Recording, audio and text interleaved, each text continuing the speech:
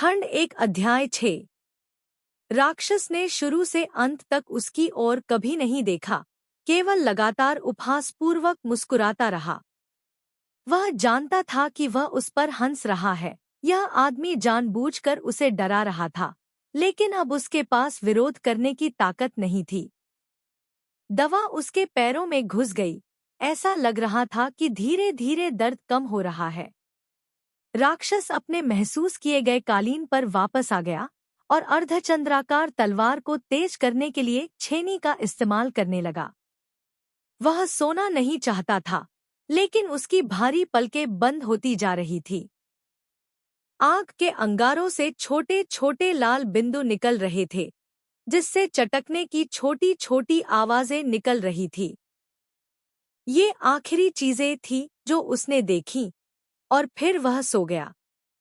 जब वह उठा तो उसके पैर पर पानी की थैली पहले से ही दवा से भीगी हुई थी।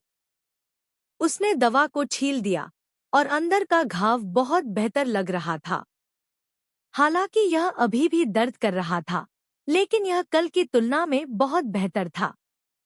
कल रात की पाउडर वाली दवा का बर्तन अभी भी फेल्ट मैट के बगल में रखा हुआ था, और उसमें अभी भी थोड़ी पाउडर वाली दवा बची हुई थी। राक्षस झुक गया। उसकी आंखें अभी भी बंद थीं। वह समान रूप से सांस ले रहा था, जैसे कि वह अभी भी सो रहा हो। यह देखकर उसने चुपके से थोड़ा पानी लिया, उसे बची हुई पाउडर वाली दवा के साथ मिलाया और उसे अपने पैर के घाव पर लगाया। जैसे ही वह अपने मोजे और जूते पहनने वाला था, उसे एहसास हुआ कि उनसे बहुत बुरी बदबू आ रही है। तभी उसे याद आया कि कई दिन और रात हो गए थे जब से उसने अपने मोजे और जूते उतारे थे। उसके फटे हुए छालों से निकले पानी के साथ मिला पसीना इतनी बुरी बदबू दे रहा था कि उसे उल्टी आने लगी। वह वास्तव में अब और अपने पैर अंदर नहीं डालना चाहता था। उसने फिर से राक्षस को ध्यान से देखा, और एक असहाय क्षण में उसने सबसे तेज गति से अपना कोट उतार दिया, मोजे बनाने के लिए अंदरूनी आस्तीन फाड़ दी, फिर भारी और भयानक बदबूदार ग्रे कोट पहन लिया। मोजे और जूते पहनने के बाद वह खड़ा हुआ, तांबे के बर्तन और चम्मच को गले लगाया, पर्दा उठाया और जल्दी से चला गया। पर्दा नीचे गिर गया, हवा में लहरा रहा था। आदमी ने अपनी आंखें खोलीं, पर्दे को घूरा, फिर धीरे से कोसा। उसे पहले भी लगा था कि कुछ गड़बड़ है। इस लड़के का शरीर बहुत कोमल था, उसकी त्वचा बहुत चिकनी थी, उसका रूप बहुत सुंदर था। लेकिन वह सोचता था कि दक्षिण में सभी लोग ऐसे ही कोमल और सुरुचिपूर्ण होते हैं। कौन जानता है, वहां कोई भी ऐसा लड़का या पुरुष नहीं था जिसके अंग इतने कोमल हों, और जिसके शरीर की खुशबू उसके कपड़ों की बदबू के नीचे छिपी हो। उसे नहीं पता था कि वह अपनी आंखों के सामने स्पष्ट सत्य को कैसे नहीं देख पाया। उसे इसका अंदाजा पहले ही लगा लेना चाहिए था। आकृति ने अनजाने में अपनी उपस्थिति, छोटी हड्डियां, सुंदर नाजुक विशेषताएं, सफेद गुलाबी त्वचा, नरम आवाज को समायोजित किया। लेकिन भगवान जानता है, उस लड़के ने लड़कों के कपड़े पहने हुए थे, और उसने पहले भी सुंदर लड़कों को देखा था। इसलिए उसने सचमुच सोचा कि इस बिगड़ैल लड़के की आवाज थोड़ी ऊंची थी, क्योंकि वह अभी भी छोटा था और उसकी आवाज अभी तक खराब नहीं हुई थी। धिक्कार है, शायद वह यह स्वीकार नहीं करना चाहता था कि उसने बहुत बड़ी गलती की है। उसने आह भरी, उठकर बैठ गया, अपने बालों में हाथ फेरा और सोचा, धिक्कार है, यह एक लड़की है। देखो, एक क्षण के लिए तो वह नरम दिल था, अब कौन सी मुसीबत में पड़ गया। कुछ और दिनों तक तेजी से मार्च जारी रहा। मंगोल सेना बहुत बड़ी थी। हर बार जब वह आगे बढ़ती तो एक ऊंचे स्थान पर पहुंचती, जहां से उसे मीलों तक फैली शक्तिशाली सेना दिखाई देती, मानो उसका कोई अंत ही न हो। जब उन्होंने शिविर लगाया तो तंबुओं की संख्या अनगिनत थी, बिल्कुल एक छोटे महल की तरह। उन्होंने सैन्य शिविर में लकड़ी की बाड़ भी बनाई, जिससे शिविरों को क्षेत्रों में विभाजित किया जा सके। सबसे आलीशान और सबसे बड़ा गोल तंबू हमेशा बीच में होता था, जिसके चारों ओर कई परतें होती थी। बेशक, राक्षस दास शिविर हमेशा बाहर ही होता था। केवल जब वे अपने तंबू लगाते थे, तो वे दूर से शानदार गोल तंबू देख सकते थे, जिसमें सैकड़ों लोग रह सकते थे। उसने जल्दी ही पता लगा लिया कि तंबू जितना बड़ा होगा, मालिक की हैसियत उतनी ही अधिक होगी। आम तौर पर इसे एक नज़र में स्पष्ट रूप से देखा जा सकता था। इतनी बड़ी सेना जहां भी रुकती, वहां गंदगी फैला देती। घोड़ों और लोगों ने घास को समतल कर दिया था, और हर जगह मानव, घोड़े, गाय और बकरी का गोबर था। गुलाम शिविर के लोग ईंधन के लिए सूखे जानवरों के गोबर की तलाश करने के लिए भी जिम्मेदार थे, और कभी-कभी उन्हें नरभक्षियों के गोबर का सामना करना पड़ता था, और गंध वास्तव में अवर्णनीय थी। आम तौर पर वे मानव मल को नजरअंदाज कर देते हैं और केवल पशुओं का मल ही उठाते हैं। लेकिन सच कहूं तो यह गंध युद्ध के मैदान में लाशों की गंध से भी बदतर थी। उस रात तापमान में तेजी से गिरावट आई। दिन की गर्मी तुरंत गायब हो गई, और वह खुद को सफेद धुआं छोड़ते हुए देख सकती थी। एक रात, जब राक्षस ध्यान नहीं दे रहा था, उसने पैरों पर छाले वाले गुलामों के लिए कुछ पाउडर वाली दवा चुराई, और अपने हाथ और पैर हिलाते हुए सरल मंगोलियन में धीरे से बोली, यह दवा है, इसे पानी में मिलाकर घाव पर लगाओ। यह दवा कहाँ से आई? खुले में लेटे हुए दास ने उसे उठाया और चीनी भाषा में पूछा। चीनी भाषा जानने वाले किसी व्यक्ति ने उसे राहत की सांस दिलाई, और उसने चीनी भाषा में उत्तर दिया, ए लांग डांग। यह सुनकर कुछ दास इतने डर गए कि उनकी सारी दवाइयां जमीन पर गिर गईं। तुम पागल हो, तुमने ए लैंग डांग का सामान चुराने की हिम्मत की। कोई बात नहीं, उन्होंने मुझे यह दवा चुनने को कहा। मैं थोड़ी और चुन लूंगा ताकि जब मैं तैयार हो जाऊं तो दवा बनाना सुविधाजनक हो जाए। उसने दवा उठाई, उन्हें फिर से दी और कहा, डरो मत, वह मात्रा पर ध्यान नहीं देता, उसे पता नहीं चलेगा। उसकी यह बात सुनकर सभी ने राहत की सांस ली। जैसे ही वह उठकर जाने वाली थी, एक मोटे आदमी ने उसे वापस बुलाया। छोटे भाई, मेरा नाम दा लुआट थिएन तिन है, मैं खिएट दान से हूँ। मैं आपको कैसे संबोधित करूं? बाएं। जब वह अपना असली नाम बताने ही वाली थी, तो उसने समय रहते अपना नाम सुधार लिया। तियोदा, आप मुझे तियोदा कह सकते हैं। अलीला, एक मुसलमान। चेहरे पर चोट के निशान वाला एक आदमी भी आगे आया। अपना परिचय देने के बाद उसने अपने बगल में खड़े व्यक्ति की ओर इशारा किया जो उससे एक सिर छोटा था, और कहा, जिसके बाल लटके हुए हैं, वह ए है, जो जुर्चेन जनजाति का है। उसकी जीभ काट दी गई है, इसलिए वह बोल नहीं सकता।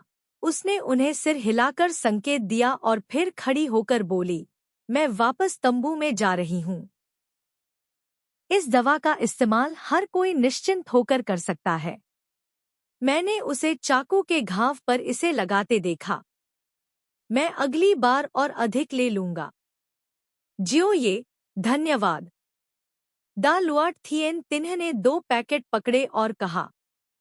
उसने अपना सिर हिलाया, पीछे मुड़ी, बेसिन उठाया और पानी निकालना जारी रखा और उसे वापस टेंट में ले आई। कुछ दिनों के बाद उसके पैर का घाव काफी हद तक ठीक हो गया था। उसने दवा इसलिए चुराई क्योंकि उसने अन्य दासों को भी इसी रोग से पीड़ित देखा था। जब तक वह इस घास को थोड़ा और तोड़ती, थोड़ा और भूनती, थोड़ा और पीसती, तब तक उस राक्षस को कुछ पता नहीं चलता। वह उसे सिर्फ पानी लाने, खाना लाने, अपना तंबू साफ करने, अपना कंबल मोड़ने, अपने बर्तन धोने के लिए कहता था, और उसके जैसे गुलामों के साथ भी बुरा व्यवहार करता था।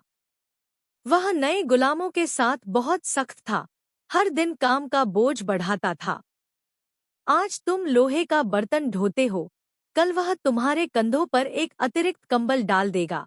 यदि आप उस दिन शिविर में 1 मिनट पहले आ जाएं, तो वह आपको कल 2 और पर्दे दे देंगे। अगर उसने कल तुम्हें देखा और फिर भी बिना सोए बात करने की ऊर्जा थी, तो कल तुम्हें और भी भारी सामान उठाना पड़ेगा। हर कोई उससे बेहद डरता था, और जैसे ही वे उसे देखते, वे एक सीप की तरह चुप हो जाते।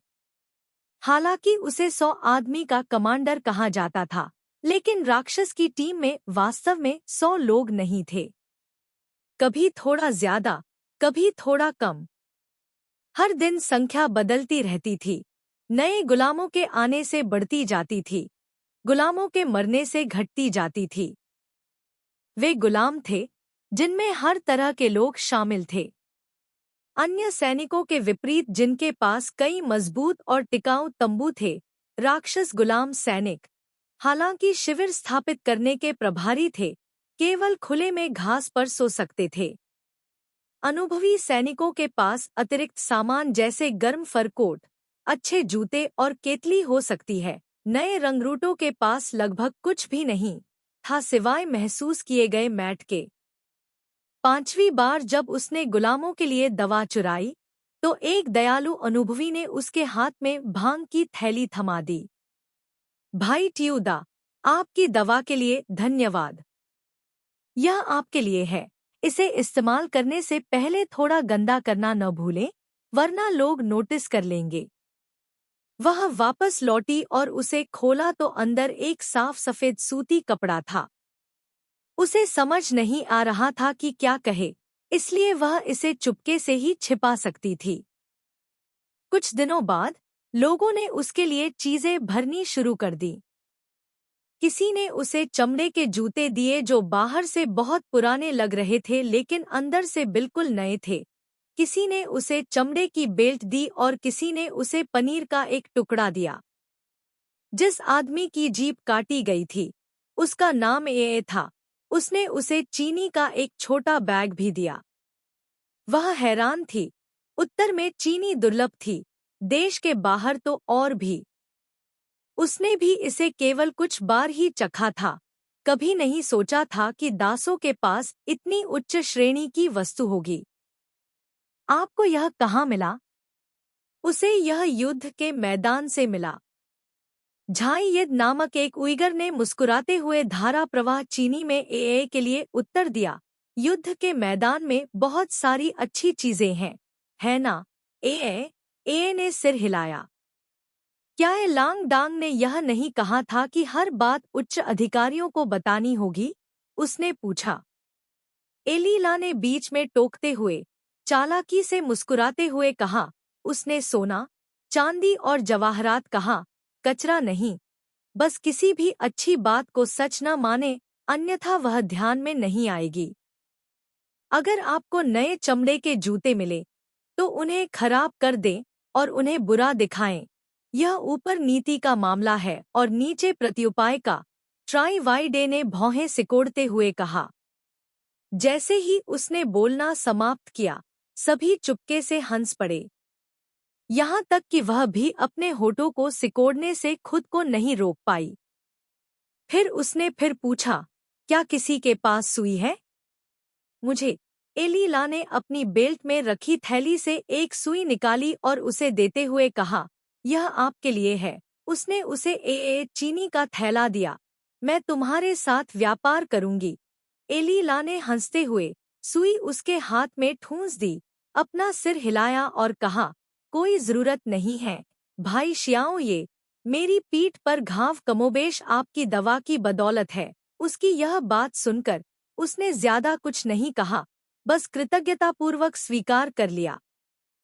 सच कहूं तो जब उसने दवा चुराई थी, तो उसे बदले में इतना कुछ मिलने की उम्मीद नहीं थी। वह इसे बर्दाश्त नहीं कर सकी क्योंकि वह जानती थी कि यह कितना दर्दनाक था। अचानक दूर से कदमों की आहट सुनाई दी। कई आदमी एक के बाद एक लेट गए। दा लुआट थिएन तिन्ह ने देखा कि वह अभी भी वहीं स्तब्ध बैठी है, इसलिए उसने उसे नीचे खींच लिया और उसे एक भयंकर बदबूदार गलीचे से ढक दिया। वह लगभग प्रतिवर्त रूप से विरोध करने लगी, लेकिन सौभाग्य से उसने समय रहते खुद को संभाला और केवल कालीन का एक कोना उठाकर झांका। यह वह आदमी था जिसकी कमर से कानों का गुच्छा लटक रहा था, जो कंपनी में उसके प्रवेश पर उसके लिए मुश्किलें खड़ी करना चाहता था। एक गुलाम सैनिक सो रहा था, गलती से उसका हाथ उसके रास्ते में आ गया। उसने देखने की भी जहमत नहीं उठाई और उस पर पैर रख दिया। आह! दूसरा व्यक्ति दर्द से जाग उठा, खड़ा हुआ और गुस्से से डांटा, लेकिन जब उसने देखा कि दूसरा व्यक्ति वह आदमी था, तो उसने तुरंत अपना मुंह बंद कर लिया, लेट गया और अपने दर्दनाक हाथ को गले लगा लिया, दूर हो गया। दूसरे आदमी ने मुंह भर लार थूकी, ठंडी सांस ली और उससे दूर चला गया। उसके जाने के बाद दा लुआट थीन तिन्ह ने अपने शरीर पर लगा हुआ कंबल उठाया।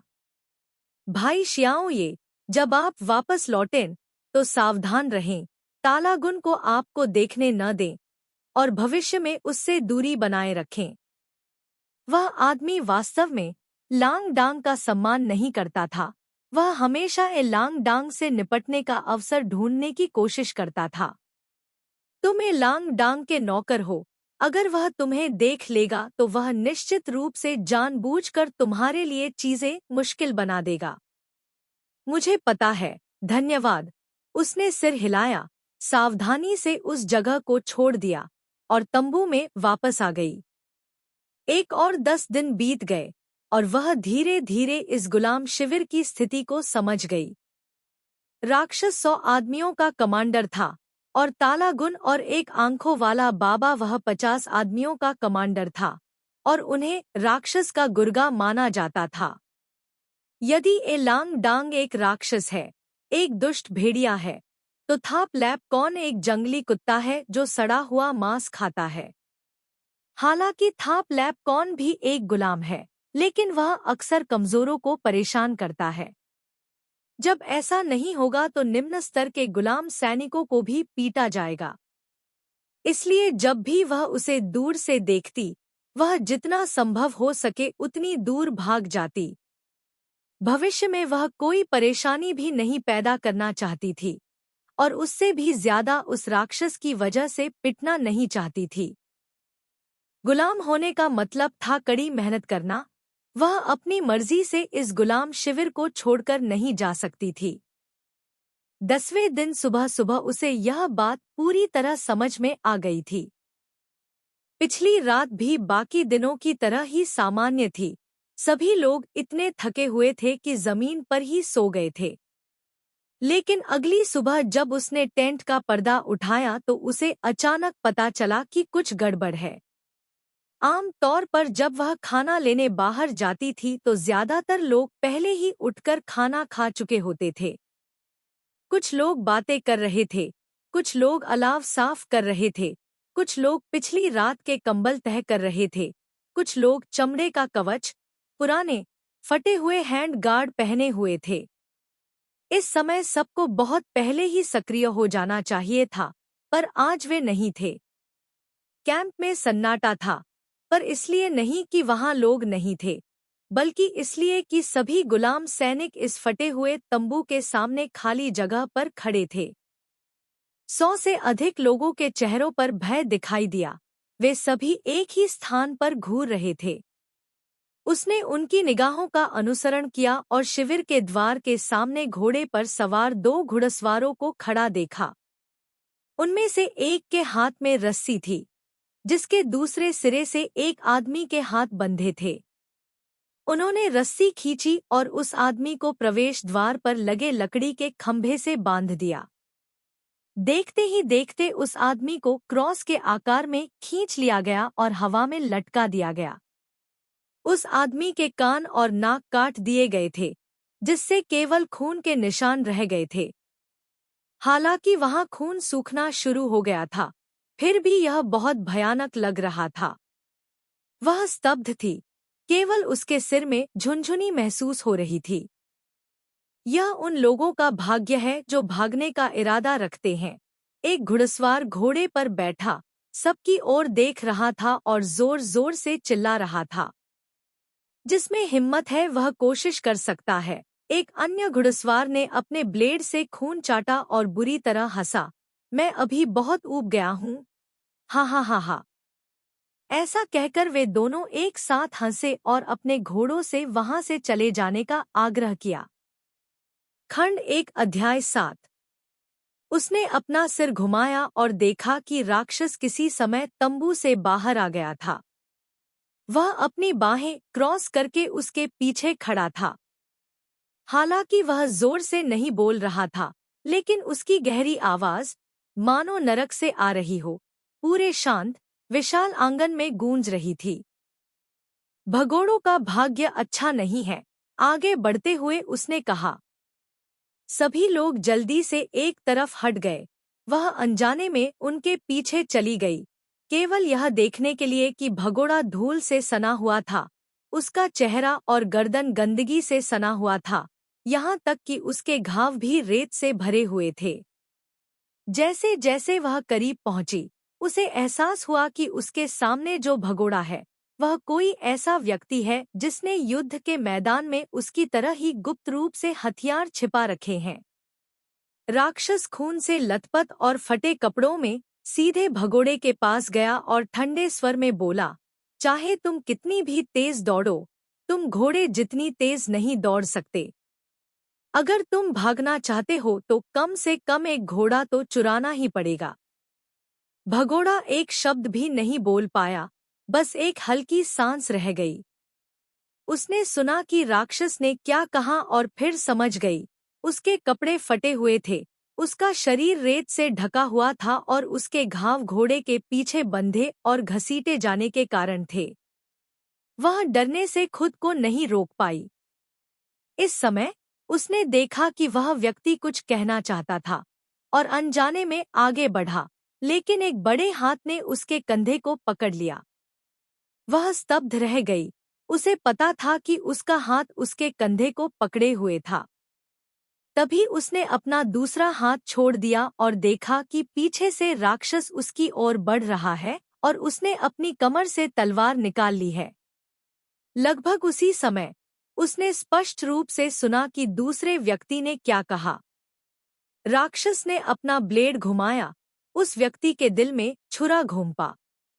उसका शरीर कांप उठा।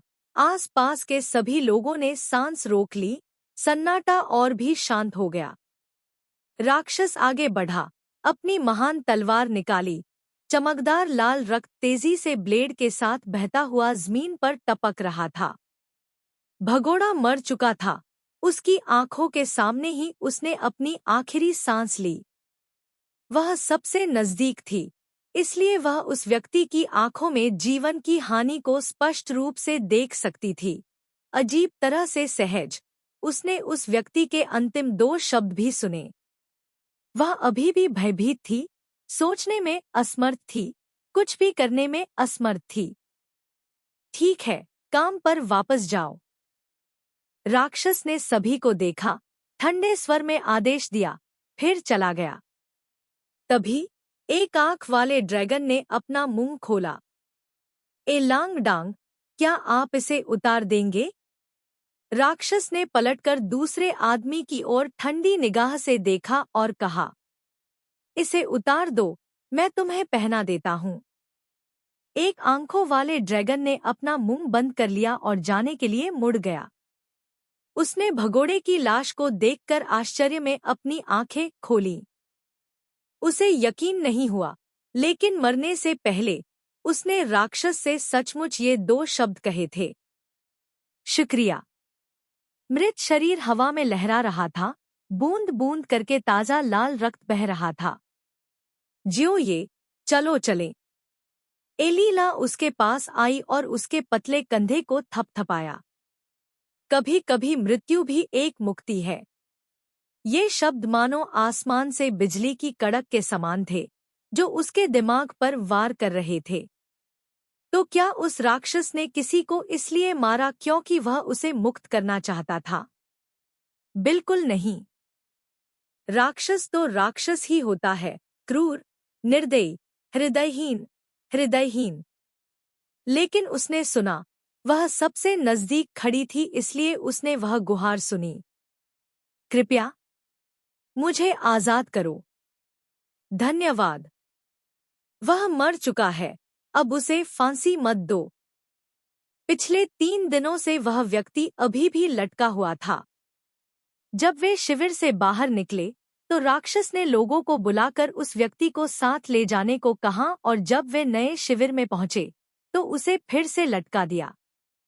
वह यह नहीं मानती थी कि राक्षस ने उस व्यक्ति को इसलिए मारा क्योंकि वह उसे मुक्त करना चाहता था, लेकिन न केवल एलीला ने ऐसा सोचा बल्कि द लुआट थिएन तिन्ह ने भी ऐसा कहा।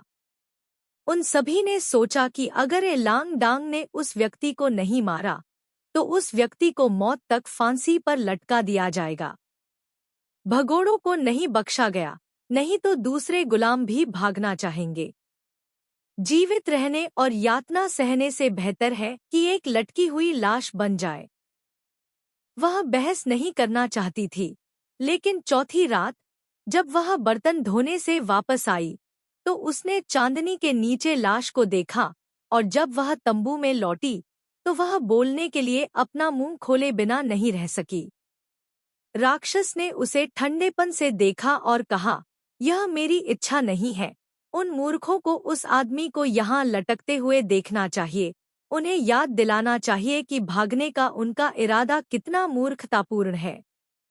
घुड़सवार सेना ने उस नाम को लटका दिया क्योंकि वे उसे वहां देखना चाहते थे। वह व्यक्ति झंडा है, ऊपर से चेतावनी है। ऊपर से आदेश आने से पहले उसे वहीं फांसी दे दी जानी चाहिए। उसका चेहरा पीला पड़ गया तो आप उसे वहां एक झंडे की तरह लटका दीजिए। सही, उसने बिना पलक झपकाए कहा। तुम एक निर्दयी राक्षस हो। उसने नाराजगी से उसकी ओर देखा और कहा, यह सही है। उसने अपने होठों को एक व्यंग्यात्मक मुस्कान में मोड़ लिया, लेकिन इस बार उसने एक बहुत ही छोटी सी डगमगाती हुई चमक देखी और फिर उसकी ठंडी आंखों में गायब हो गई, लगभग दर्द की तरह। लेकिन अगले ही पल उसने अपनी सहानुभूति को फेंक दिया और ठंडे स्वर में कहा, मैं एक निर्दयी राक्षस हूँ और तुम एक बदमाश हो जो अपने बदबूदार मुंह को नियंत्रित करना नहीं जानती। यदि मैं आपकी जगह होता तो चुप रहता और आज्ञाकारी ढंग से काम करता। मुझे उकसाओ मत। ऐसा कहने के बाद उसने अपना कवच साफ करना, तलवार तेज करना शुरू कर दिया और उसे पानी लाने का आदेश दिया। उसने बहस नहीं की और पानी लाने के लिए बाहर चली गई। उसने कभी उससे अपनी तलवार तेज करने या अपने चमड़े के कवच को ठीक करने के लिए नहीं कहा था। वह हमेशा अपनी तलवार का कवच खुद ही संभालता था। उस रात उसने अभी भी अपने कपड़े पहने और लेट गई। देर रात तक इंतजार किया, तब तक इंतजार किया जब तक आग धीरे धीरे बुझ न जाए, तब तक इंतजार किया जब तक राक्षस सो न जाए। फिर चुपके से उठी, चूल्हे से थोड़ी आग ली, एक साफ कपड़े से सुई और धागे का इस्तेमाल किया जो किसी ने उसे पहले दिया था ताकि खुद के लिए एक शर्ट और मोजे की एक जोड़ी सिल सके। उसने कुछ रातों तक गुप्त रूप से काम किया था। वह कढ़ाई में बहुत अच्छी नहीं थी, लेकिन यह मुश्किल से इस्तेमाल करने के लिए पर्याप्त था।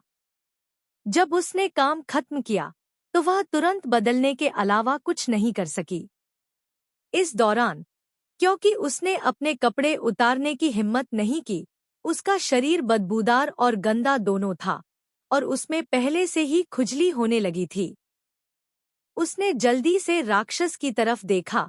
दूसरे आदमी ने अभी भी अपना सिर अपनी बाह पर टिका रखा था, हालांकि वह उसका सामना कर रहा था। उसकी आंखें अभी भी कसकर बंद थीं। ऐसा नहीं लग रहा था कि वह जागने वाला था।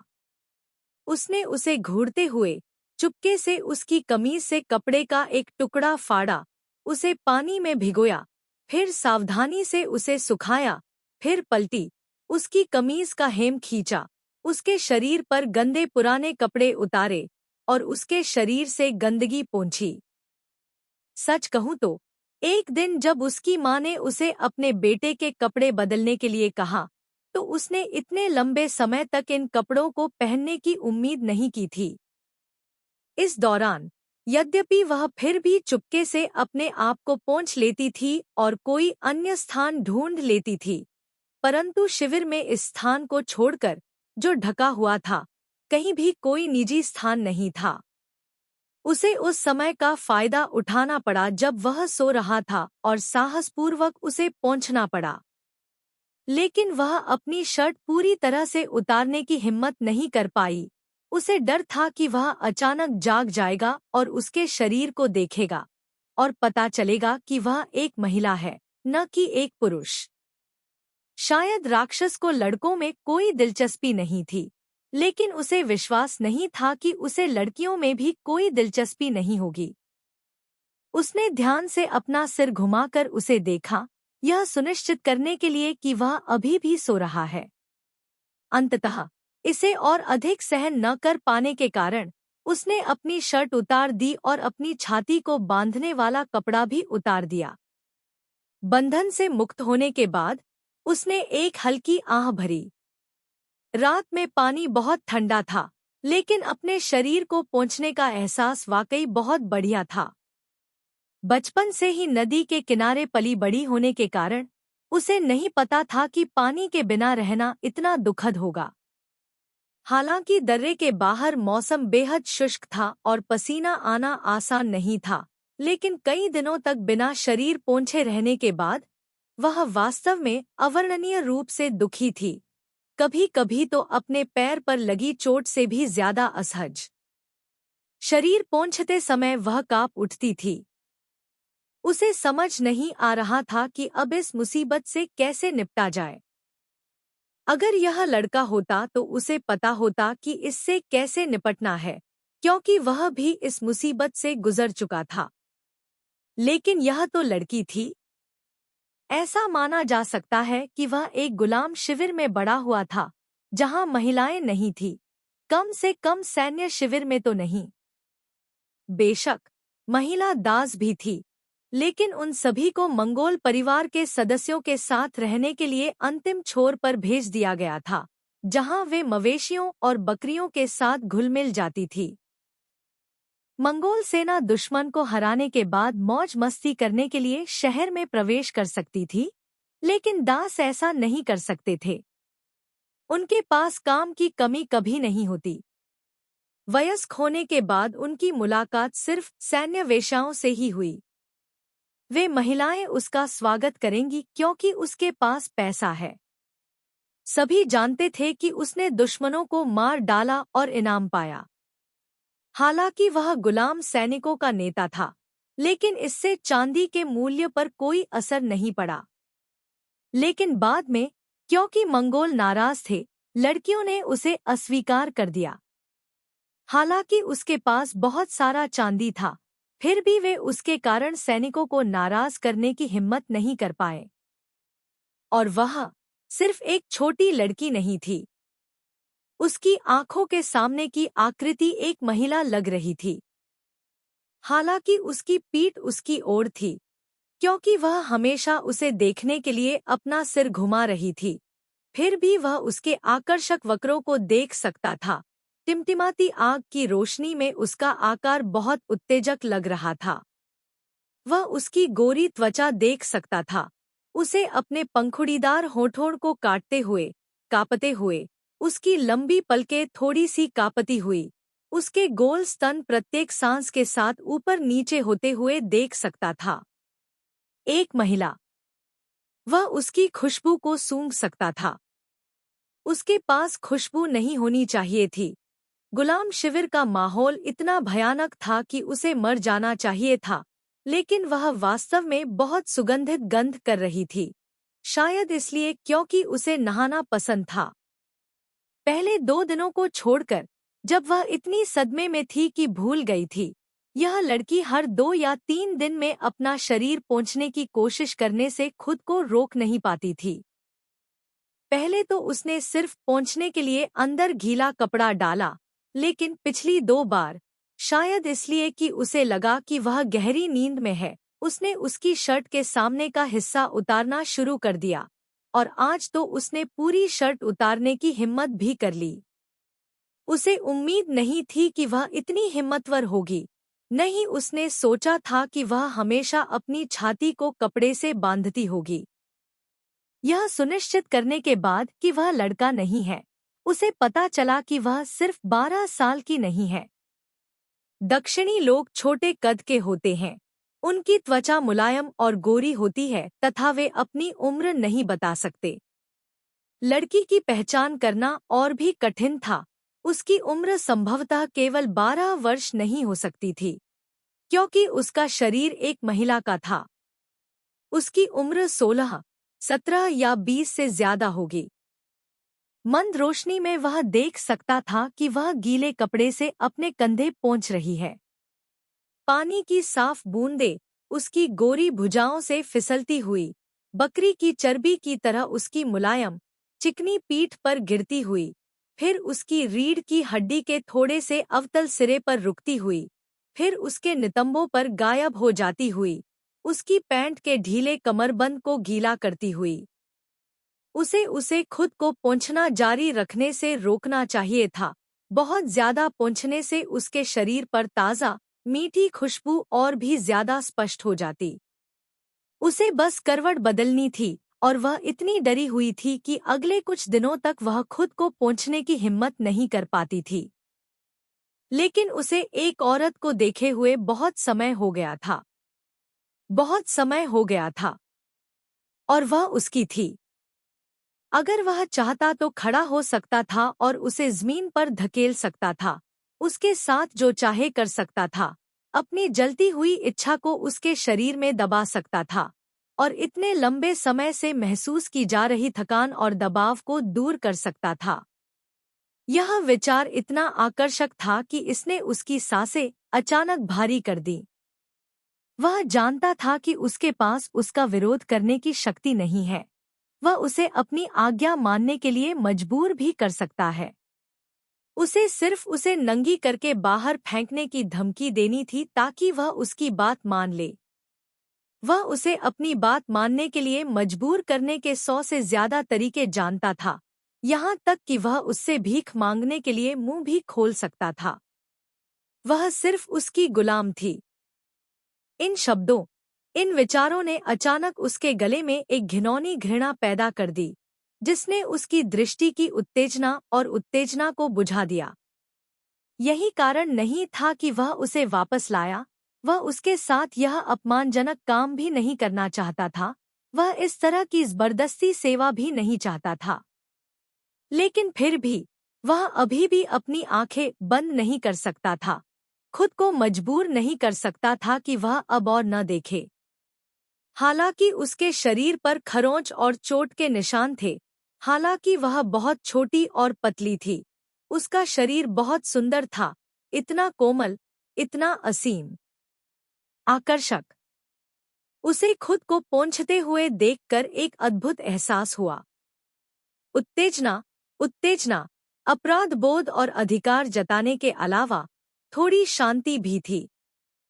वह जानता था कि उसे अपने जीवन में फिर कभी किसी महिला को इस तरह खुद को पोंछते हुए देखने का मौका नहीं मिलेगा, खासकर एक साफ सुथरी पारिवारिक पृष्ठभूमि वाली महिला को। उसके विपरीत, उसकी पृष्ठभूमि बहुत अच्छी थी। वह उसकी आदतों और व्यवहार से बता सकता था। भगवान जाने, उसे तो यह भी नहीं पता था कि सूखे गोबर से आग कैसे जलाई जाती है। वह दूसरों के लिए दवा भी लाती थी। वह जानता था कि वह क्या करती थी। वह हमेशा चुपके से थोड़ी और दवा बना लेती थी, यहाँ तक कि हर बार सफाई करने के बाद बर्तन में बची हुई दवा को खुरच-कर निकाल देती थी। हाल ही में दवा की मात्रा लगातार बढ़ती जा रही है। उसे नहीं पता था कि वह बहादुर थी या फिर उसे लगा कि वह इतना मूर्ख था कि उसे नहीं पता था कि दवा के बर्तन को तलने के लिए कितनी दवा की जरूरत होती है। उसने नाटक किया कि उसे कुछ भी ध्यान नहीं था, बस उसे यह एहसास दिलाने के लिए कि वह मूर्ख था। उसे पता था कि उसने कुछ चीजें बदली थी। एक सुई, कपड़े का एक टुकड़ा, चमड़े के जूते, एक बेल्ट, पनीर और चावल की भूसी, एक छोटा सा चाकू भी था। उसने फिर भी उसे मारने का विचार नहीं छोड़ा। उसने उसकी माँ को मार डाला। वह जानता था कि वह इसे कभी नहीं भूलेगी।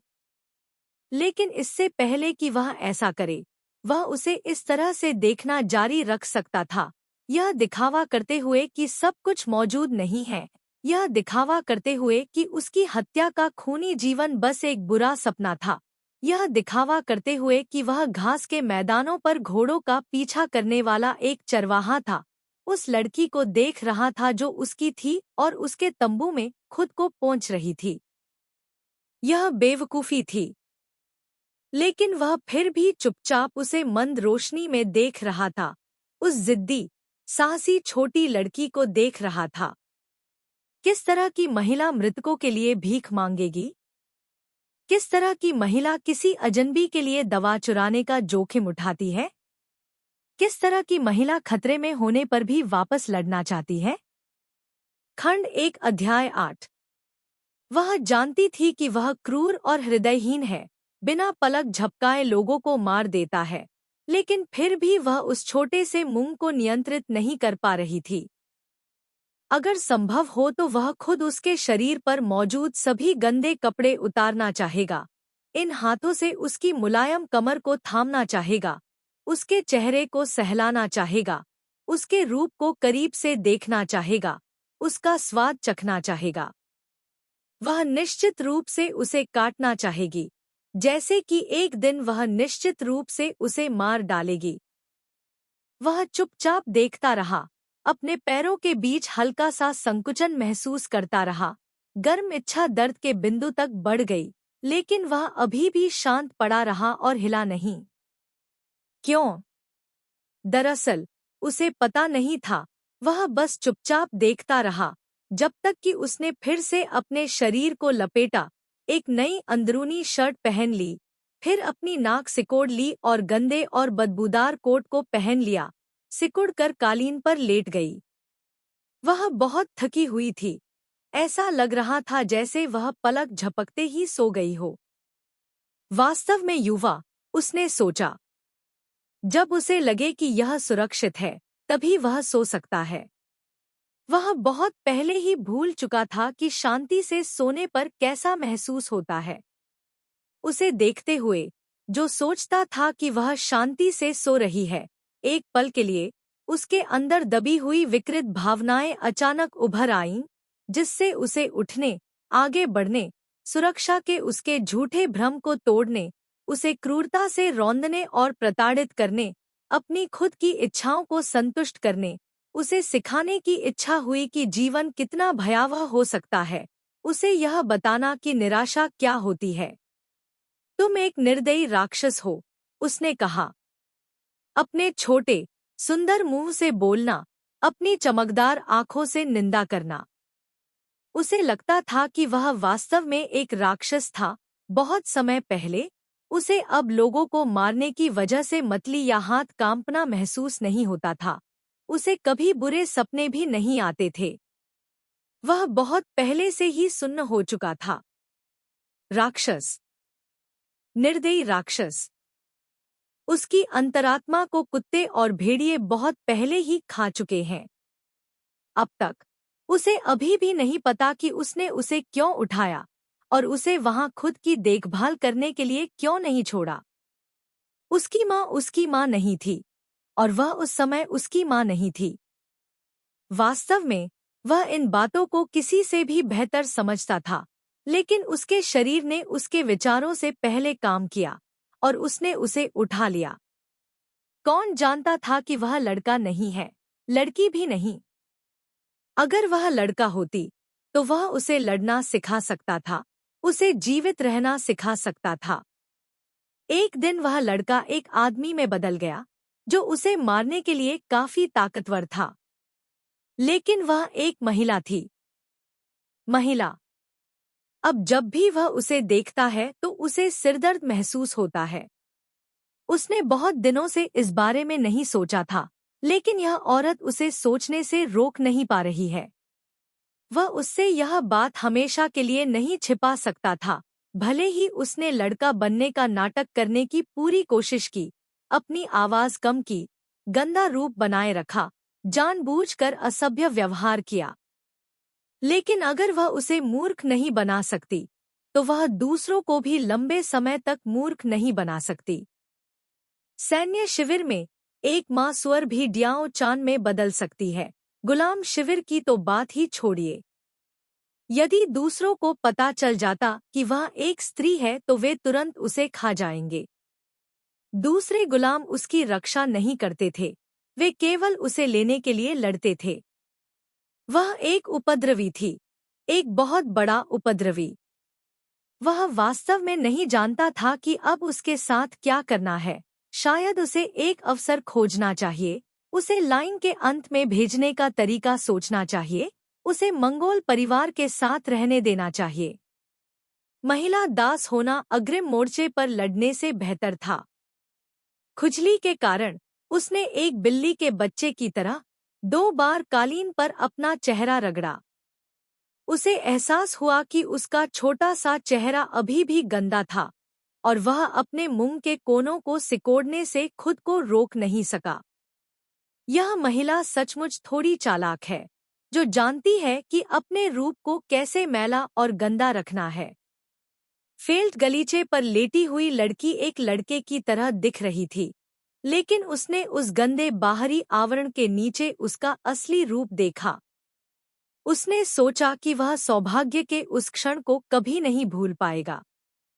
उसने धीरे से अपनी आंखें बंद कर लीं, उस भ्रामक प्रकाश को बंद कर दिया और खुद को अंधेरे में वापस ले गया। तू साफ नीले आसमान के नीचे भैंसों के सींगों की आवाज दूर दूर तक गूंज रही थी। वे कई छोटे शहरों से गुजरते हुए उत्तर पश्चिम की ओर बढ़ते रहे। कुछ झड़पें हुईं, लेकिन अधिकांश ने जल्दी से शहर के द्वार खोल दिए और आत्मसमर्पण कर दिया।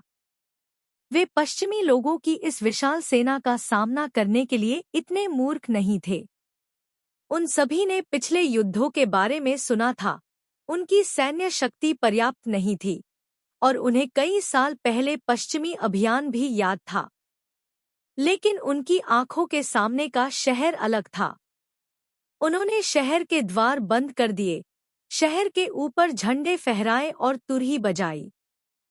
वह नहीं जानती थी कि यह कहाँ है, नहीं उसके पास सुनने का समय था। शिविर के सभी दास मोर्चे पर एकत्र हुए और उन्होंने जल्दी से अपने उपकरण समायोजित किए और हमला करने के लिए तैयार हो गए। इन 2 दिनों में, क्योंकि इस शहर ने आत्मसमर्पण करने से इनकार कर दिया, राक्षस को मुख्य तंबू में बुलाया गया और जब वह लौटा तो उसके पीछे 2 और शतायु सैनिक थे। उसने उनकी बातचीत सुनी और पाया कि दास शिविर सिर्फ एक राक्षस शिविर नहीं था, बल्कि वहां दास सैनिकों के 2 अन्य शिविर भी थे। ये दोनों गुलाम बटालियन कमांडर, हालांकि उनके पास उससे 2 से 3 गुना ज्यादा सैनिक थे, लेकिन वे उसके बहुत आज्ञाकारी लग रहे थे।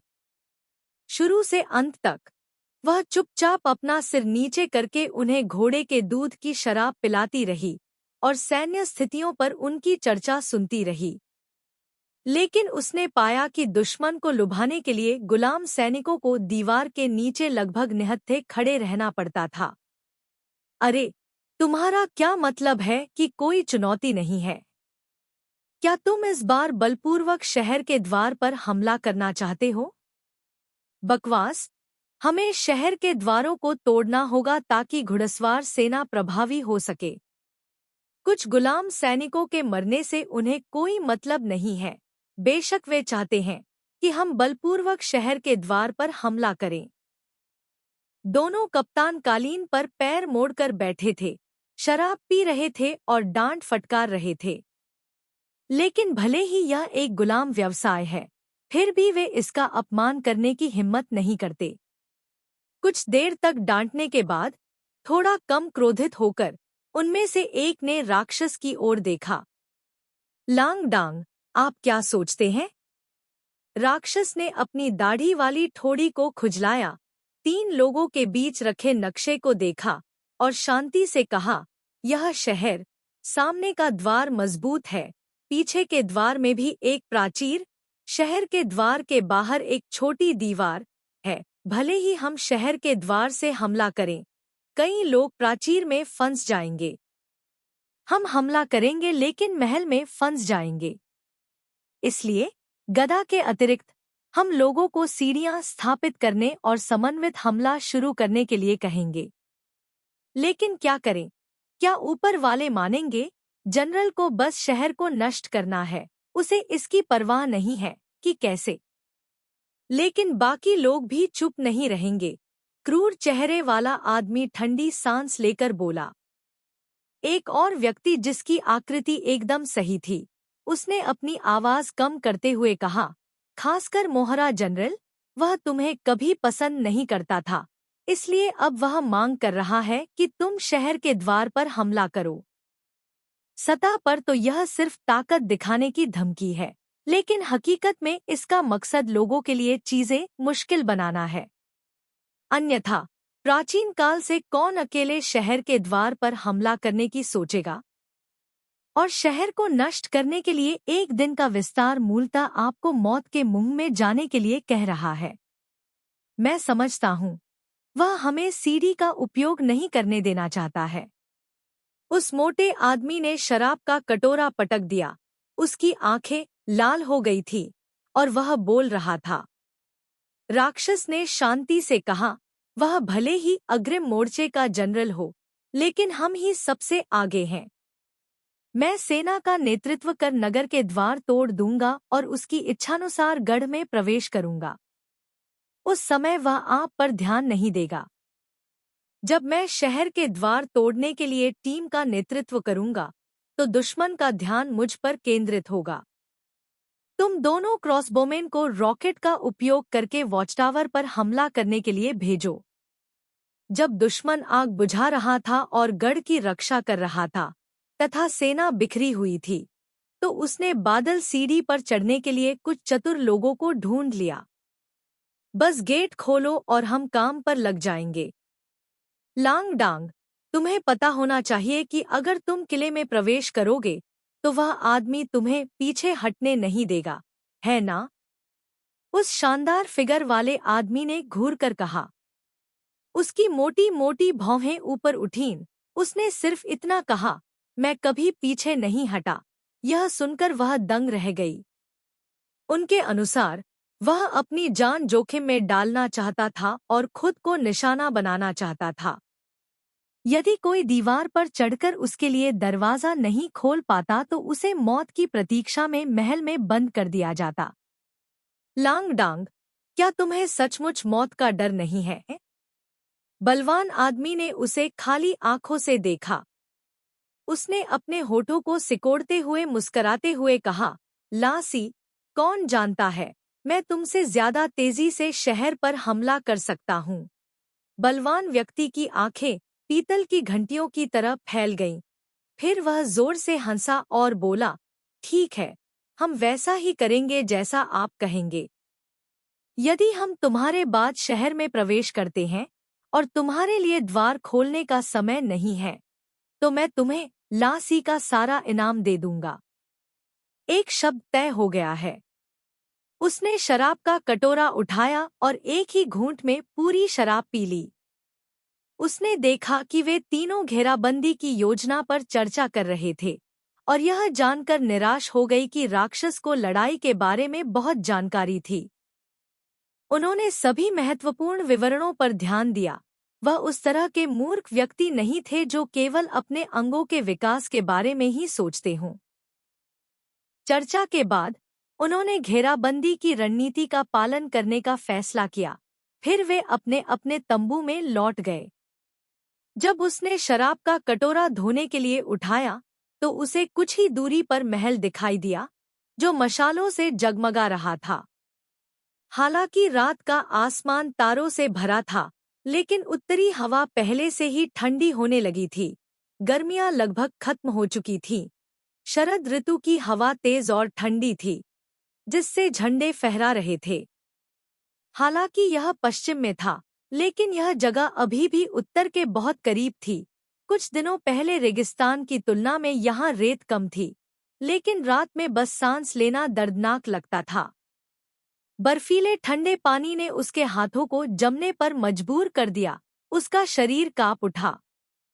वह समझ सकती थी कि इस शहर ने मंगोलों का डटकर विरोध क्यों किया। जब ठंड होगी तो पानी जम जाएगा। अगर बर्फ होगी तो महल की रक्षा करना आसान होगा, लेकिन उस पर हमला करना मुश्किल होगा। घेराबंदी करने वाली सेना के लिए बाहर पानी जमा करना आसान नहीं है। जमे हुए पानी को गर्म करने के लिए लकड़ी की जरूरत होगी और ज्यादा खाना खाया जाएगा। उन्हें बस इतना करना है कि बर्फ गिरने तक वे लंबे समय तक प्रतिरोध करें। मंगोल सेना को अपने आप पीछे हटना पड़ेगा जब तक कि वह राक्षस कल शहर के द्वारों को तोड़कर बाहर न निकल जाए या फिर वहीं मर जाए। उसे उम्मीद है कि वह मर जाएगा। अगर वह घायल हो जाता है तो वह शायद उसे मारने का मौका पा सकती है। रात अंधेरी और सुनसान है। तीनों गुलाम शिविरों के लोग जाग गए। ईमानदारी से कहूं तो उसे नहीं लगता था कि बहुत से लोग वास्तव में सोए थे। उसके पास ज्यादा सोचने का समय नहीं था। टीमें पहले ही इकट्ठा होना शुरू हो चुकी थी। हर व्यक्ति के पास तलवार, ढाल, हेलमेट था, जिसमें वह भी शामिल थी। उसने ढाल को अपने शरीर से लगभग ऊपर उठाया। लकड़ी के बाहरी हिस्से को मोटे चमड़े की परत से ढका हुआ था। उसे आश्चर्य यह हुआ कि ढाल उसकी अपेक्षा से अधिक हल्की थी। कई बार तो उसे यह भी लगता था कि यह ढाल नकली लकड़ी से बनी है।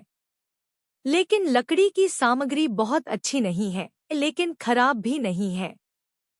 फिर उसे पता चला कि ऐसा इसलिए नहीं था कि सामग्री खराब थी, बल्कि इसलिए था कि वह पहले से अधिक स्वस्थ थी।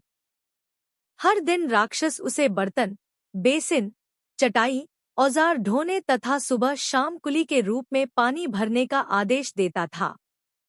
इन यातनाओं ने उसे अपनी शारीरिक शक्ति बढ़ाने में मदद की। उसने अपना सिर उस आदमी की ओर देखने के लिए घुमाया, केवल यह देखने के लिए कि वह हेलमेट पहने हुए था। अपने 2 अधीनस्थों को आदेश दे रहा था। कवच पहनने के बाद वह और भी भयानक, मजबूत और राक्षस जैसा दिखने लगा। जैसे कि उसने उसकी निगाह को देखा, उसने अपना सिर घुमाया। उसे देखकर वह एक पल के लिए रुका, भौहें सिकोड़ी, फिर मुड़ गया।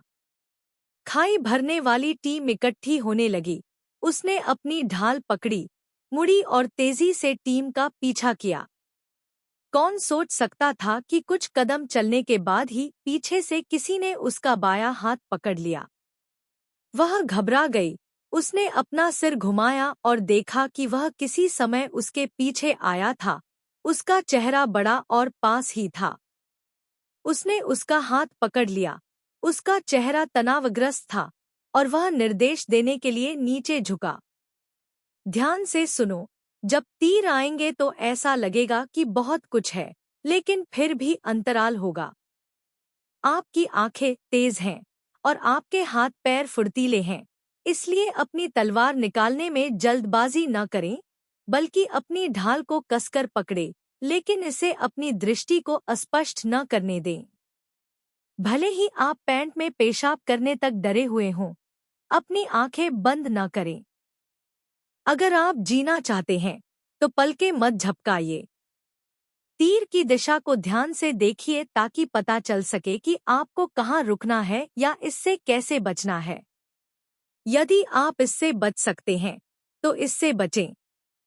यदि आप इससे नहीं बच सकते तो ऐसा करें। लेकिन सीधे अवरोध न करें, बल्कि ढाल को एक और झुका दें। दीवार के जितना करीब होगा, क्रॉसबो तीर उतना ही शक्तिशाली होगा। सीधे अवरोध करने से तीर ढाल में घुस जाएगा। इसका सामना सीधे न करें। यह एक चेतावनी थी। वह उसे जीवित रहने का तरीका सिखा रहा था। वह राक्षस को चौंक कर देखती रही। उसे यकीन नहीं था कि उसने सही सुना है या नहीं, लेकिन वह वास्तव में बात कर रहा था और उसने अपने पीछे उसकी चमड़े की बेल्ट पर लटके चाकू को खींच लिया। अपनी गहरी आंखों का इस्तेमाल एक राक्षस की तरह सीधे उसकी आंखों में देखने के लिए किया। उग्रता से कहा, ढाल को कसकर पकड़ने के लिए दोनों हाथों का उपयोग करें, एक हाथ का उपयोग न करें। आपकी ताकत कमजोर है। एक हाथ से ढाल को पकड़ने से निश्चित रूप से गिर जाएगा। चाकू भी बाहर न निकालें। यदि दुश्मन शहर छोड़ दे तो तब तक अपनी तलवार न निकालें जब तक कि स्थिति खतरनाक न हो जाए। आप कद में छोटे हैं। अगर आप अपनी तलवार नहीं निकालेंगे या आगे नहीं बढ़ेंगे तो वे आपको खतरा नहीं मानेंगे। क्या तुमने नहीं कहा था कि तुम्हें पीछे हटने की अनुमति नहीं है? उसने चिल्लाते हुए कहा। उसने उसे ठंडे अंदाज में घूरते हुए कहा, मैं तुम्हें पीछे नहीं हटने दूंगा। तुम खाई भरने वाले काफिले का पीछा करो और टीम को पकड़ो। तुम्हें टीम को छोड़ने की अनुमति नहीं है। सुनो, दोनों हाथों का इस्तेमाल करो। ऐसा कहकर उसने उसका हाथ छोड़ दिया, घूमा, अपने घोड़े पर सवार हुआ और आदेश देने के लिए अपना हाथ हिलाया। जाना।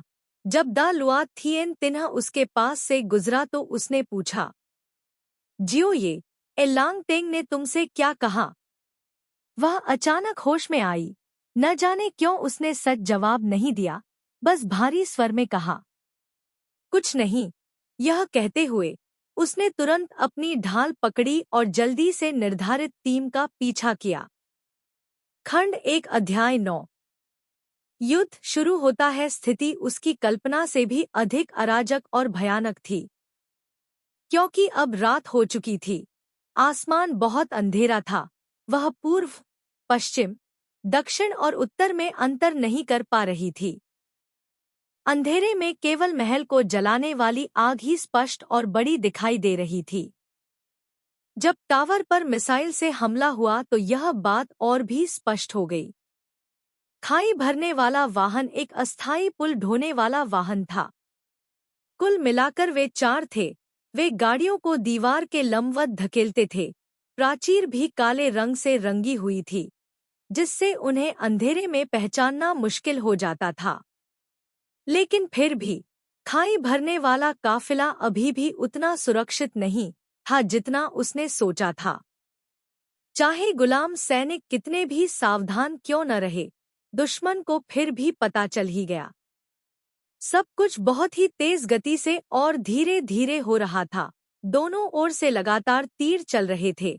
मार काट की आवाज से आसमान हिल रहा था। राक्षस ने रथ के खाई में भर जाने और पुल के तख्ते नीचे रख देने का इंतजार नहीं किया। वह पहले ही आगे बढ़ चुका था। अपने घोड़े को रथ खींचने के लिए उकसा रहा था ताकि उसे आगे बढ़ने का आदेश दे सके। उसने घोड़े की टापों की आवाज सुनी और उसकी ओर देखने लगी। जैसे ही वह पास आया, उसने सोचने का समय नहीं दिया और तुरंत अपनी तलवार खींची और पुल को पकड़े हुए रस्सी को काट दिया। रस्सी कट गई। पुल खाई में गिर गया। लगभग उसी समय उसने अपना भाला उस पर चलाया। वह उससे बचने के लिए झुकने ही वाली थी, लेकिन उसने अपना भाला एक तरफ कर दिया। उसने देखा कि उसके भाले ने एक तीर को रोक दिया। उसकी आंखें भेड़िए की तरह उसे घूर रही थी। उसके घोड़े के खुर तख्तों पर चढ़ रहे थे, जिससे विशाल हथौड़ा गाड़ी आगे निकल गई। वह लगभग खाई में गिर गई, लेकिन ए आदमी ने अपनी जीभ काटकर उसे पकड़ लिया और उसके हाथ में वह ढाल थमा दी जो उसने पीछे छोड़ दी थी। वह इतनी बेवकूफ थी, उसे नहीं पता था कि वह अब क्या कर रही थी। लेकिन युद्ध के मैदान में लोगों को सोचने का समय ही नहीं मिलता था। सांस लेने से पहले ही दीवार से तीर बरसने लगते थे। सीने में दिल पागलों की तरह धड़क रहा था। ढाल को कसकर पकड़े। राक्षस के शब्द उसके सिर में गूंज रहे थे। इसे अपनी दृष्टि को धुंधला न होने दे, भले ही आप अपनी पैंट में पेशाब करने के डर से घबरा रहे हों। अपनी आंखें बंद न करें। दीवार पर एक टिमटिमाती आग थी। वह स्पष्ट रूप से नहीं देख सकती थी, लेकिन वह जानती थी कि उड़ता हुआ तीर आग के सामने एक काला बिंदु बना देगा। पलकें न झपकाएं। ध्यान से देखें कि तीर किस दिशा से आ रहा है। उसने पलक तक नहीं झपकाई, क्योंकि उसे सुनने के अलावा उसे कुछ पता नहीं था कि क्या करना है। तभी उसने देखा, तीर तिरछा हो गया, काला बिंदु बड़ा हो गया और एक सीधी रेखा में बदल गया। इस पर इतना कठोर मत बनो। ढाल को पकड़ने के लिए दोनों हाथों का उपयोग करें। उसकी आवाज उसके कानों में गूंज उठी। उसने अपनी तलवार नीचे फेंक दी और दोनों हाथों से अपनी ढाल पकड़ ली। सामने से न रोकें, अपनी ढाल को एक और झुकाएं। तीर आ रहे थे। उसने एक तीर को रोका, फिर दूसरे को, फिर तीसरे को। हर बार जब तीर की ताकत से उसका हाथ दूर हो जाता, तो वह उसे दहाड़ते हुए सुनती। हर बार जब उसकी आंखों से पसीना बहता, जिससे वह पलक झपकाना चाहती, तो वह उसे दहाड़ते हुए सुनती। पलकें मत झपकाओ, ध्यान से देखो। उसने ढाल छोड़ने की हिम्मत नहीं की, पलक झपकाने की हिम्मत नहीं की। उसने अपने ऊपर चले हर तीर पर ध्यान दिया। उसने टीम को पकड़ने की पूरी कोशिश की, टीम को छोड़ने की हिम्मत नहीं की। वह इतनी मूर्ख थी। उसने सोचा कि उसे बदला लेने का मौका मिलेगा। किसने सोचा होगा कि अपनी जान की रक्षा करना भी इतना मुश्किल होगा। उसके पास आगे की लड़ाई की स्थिति को देखने का भी समय नहीं था। वह केवल वॉच टावर में आग लगने पर ध्यान दे रही थी, पास से गुजर रहे घुड़सवारों पर ध्यान दे रही थी, अपने बगल में गिर रहे तीरों से घायल हुए कई लोगों पर ध्यान दे रही थी। वह टीम के साथ आगे बढ़ी, लेकिन एलीला रथ का नेतृत्व करने वाले 5वें कमांडर को उपलब्धियां हासिल करने के लिए आगे बढ़ने की कोई जल्दी नहीं थी। उसे शहर में प्रवेश करने की भी जल्दी नहीं थी। वह बहुत थकी हुई थी, इतनी थकी हुई कि सांस लेना मुश्किल हो रहा था। लेकिन आकाश को भरने वाले तीर धीरे धीरे कम होते गए, जब तक कि वे पूरी तरह से बंद नहीं हो गए। अंत में उसके पास युद्ध की स्थिति को देखने का समय था। बाहर पहले से ही उजाला था। उसे यह भी नहीं पता था कि यह कब शुरू हुआ, लेकिन उसके सामने शहर की दीवार पर पहले से ही कई सीढ़ियां लटकी हुई थीं। गार्ड टावर अभी भी धुआं छोड़ रहा था और शहर के मोटे दरवाजे खुले हुए थे। शहर गिर चुका था। उसे नहीं पता था कि उसके पास अभी भी चलने की ताकत कैसे बची थी, लेकिन वह वाकई टूटे हुए शहर के गेट पर पहुंच चुकी थी। शहर के गेट के अंदर शहर के जूते थे। अप्रत्याशित रूप से मरने वालों में से आधे शहर के सैनिक थे। गदा रथों ने न केवल शहर के गेट को नष्ट कर दिया था, बल्कि शहर के जूतों के अंदर का दरवाजा भी टूट गया था। जब बड़ी हथौड़ा गाड़ी उसके पास से गुजरी, तो वह सिर्फ एक टूटी हुई लाश थी। विस्फोटक, पसीना और खून की गंध हवा में भर गई थी। अपने पारिवारिक पृष्ठभूमि के कारण वह छोटी उम्र से ही तलवारों, धनुष, तीर, कवच और हथियारों से परिचित थी। उसने जो सुना और देखा, उससे वह अनुमान लगा सकती थी कि महल में क्या हुआ था। उसने न केवल अपने घोड़े का उपयोग करके हथौड़ा गाड़ी को महल के द्वार के सामने सबसे तेज गति से खींचा, बल्कि उसने तीरों को रोकने के लिए दोनों तरफ लकड़ी के तख्ते भी लगाए, जिससे बीच में मौजूद टीम आगे बढ़ सके और द्वार तोड़ सके। दोनों तरफ लकड़ी के तख्ते तीरों को रोक सकते थे, बिल्कुल एक मोबाइल लकड़ी के महल की तरह। बेशक गाड़ी खींचने वाले घोड़े मर चुके थे। उसने घोड़ों को कवच पहनने नहीं दिया। उत्तर में बर्बर लोग भी ऐसा कभी नहीं करते थे, क्योंकि कवच घोड़ों की गति को धीमा कर देता था। महल की रखवाली करने वाले सैनिकों ने विस्फोटकों का इस्तेमाल किया। कुछ लोग मारे गए, लेकिन उसने फिर भी महल के भीतरी द्वार को तोड़ने के लिए गाड़ी पर लगी बड़ी लकड़ी की छड़ी का इस्तेमाल किया। या शायद वह पहले ही मर चुका था। जैसे ही यह विचार उसके मन में आया, एक हाथ ने उसके पैर पकड़ लिए। वह डर गई, पीछे मुड़ी और अपना सिर झुकाया। तभी उसने देखा कि एक व्यक्ति जमीन पर पड़ा कराह रहा था। वह व्यक्ति अभी भी जीवित था। उसने उसके घाव की जांच की, उसके लिए खून बहना बंद किया, फिर वह खड़ा हो गया। जब एए ने घायल व्यक्ति की मदद की, तो उसने पाया कि यह गूंगा व्यक्ति हमेशा उसका पीछा कर रहा था। एए को पता नहीं था कि गाड़ी कहाँ से मिली। उसने घायल व्यक्ति को गाड़ी में उठाने में उसकी मदद की। उसने खंडहर हो चुके शहर के द्वार पर 2 और जीवित लोगों को पाया और साथ मिलकर उन्होंने 3 घायल सैनिकों को शहर से बाहर निकालने में मदद की। रास्ते में उन्होंने 3 और लोगों को साथ लिया। बड़ी मुश्किल से वे खाई के किनारे पहुंचे, लेकिन अचानक उन्हें शहर से बाहर आ रहे थैप लैपकॉन का सामना करना पड़ा। उन्हें देखकर उसने गाड़ी को लात मारकर पलट दिया। उसके पास प्रतिक्रिया करने का समय नहीं था। वह जमीन पर गिर पड़ी और उसने उसे जोर से गाली देते हुए सुना, बेवकूफ, घायलों को क्यों बचाया जाए? ये लोग केवल कुछ ही घंटे जीवित रह सकते हैं, जिससे हमारा समय और भोजन दोनों बर्बाद होते हैं।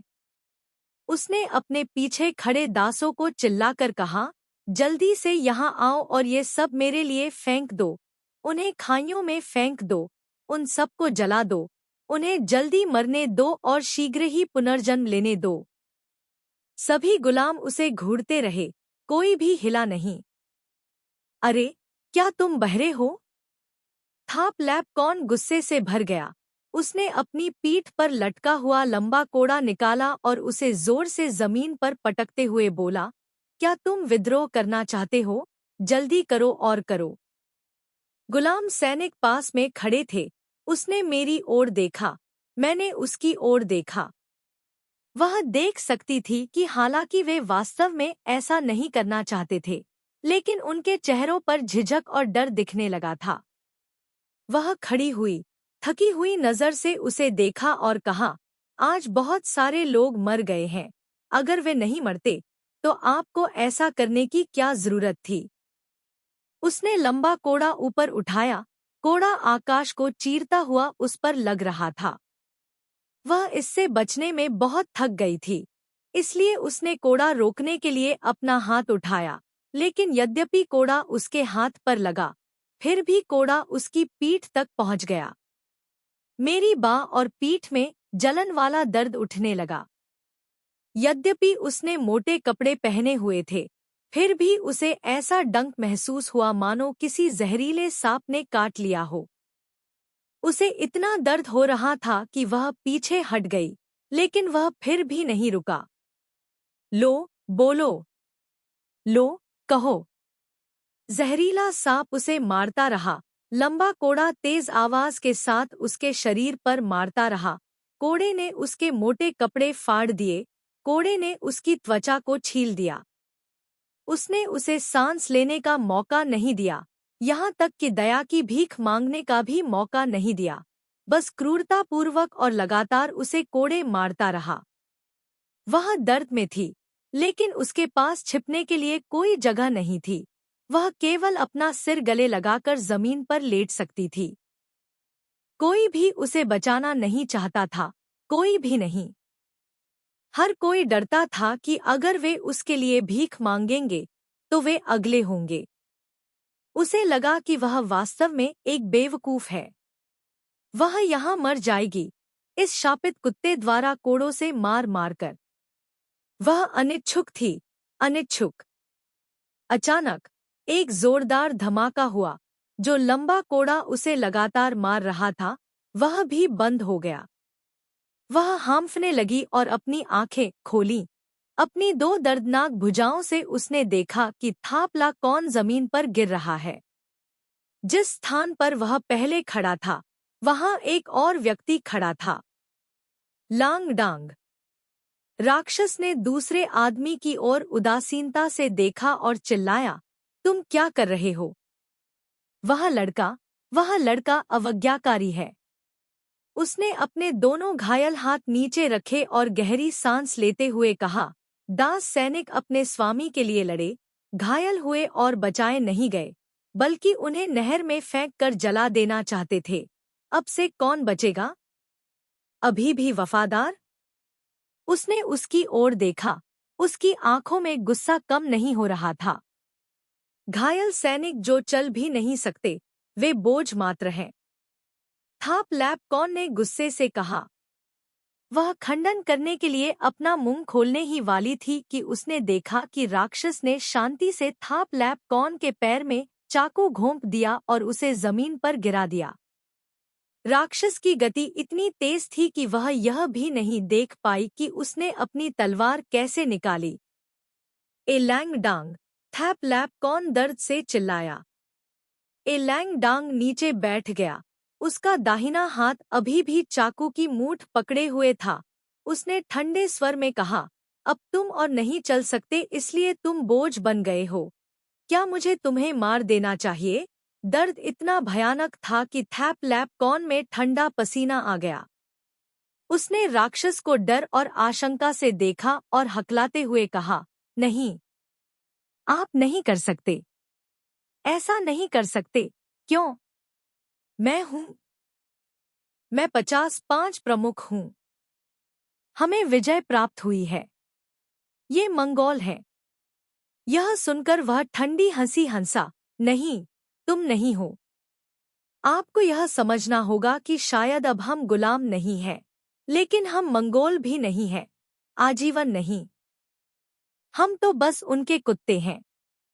यह सुनकर थैप लैपकॉन का चेहरा सफेद से हरा हो गया।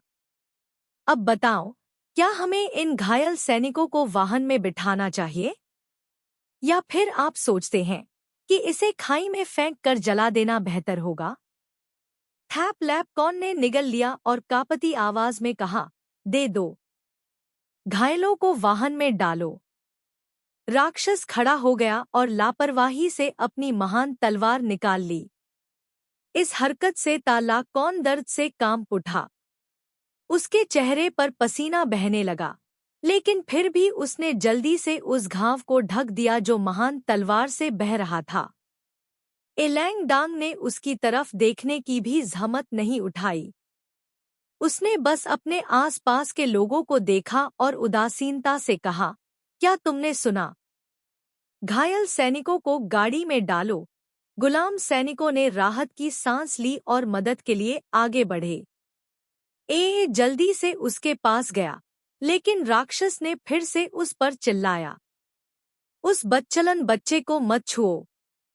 इसे किसी की मदद की जरूरत नहीं है।